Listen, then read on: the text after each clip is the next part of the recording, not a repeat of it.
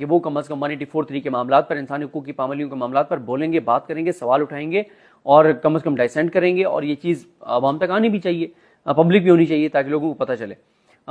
लेकिन फिर आपको पता है ये भी एक मसला है कि पहले 2 जजेस से इस्तीफ़े दिलवाए हैं।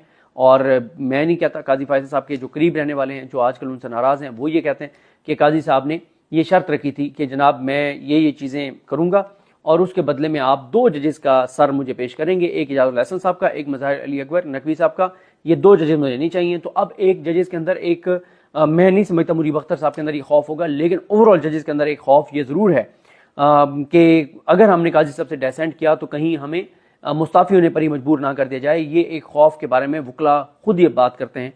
शायद उनकी किसी जायज़ से बात हुई हो, लेकिन कुछ जजेस में वकील ये कहते हैं कि उनके अंदर ये खौफ है कि अगर हम काजी साहब के खिलाफ जाएंगे तो फिर काजी साहब हमें जो है वो फारिग करवा देंगे। अब मामला ये है कि 3 जजेस ने ये फैसला पेशावर हाई कोर्ट का मुअत्तल किया था, जिसके मुताबिक मखसूस नशिस्तें जो है, जो इलेक्शन कमीशन ने बांटी थी मुस्लिम लीग नून और पीपल्स पार्टी में, उस फैसले को बरकरार रखा था पेशावर हाई कोर्ट के 5 जजेस ने।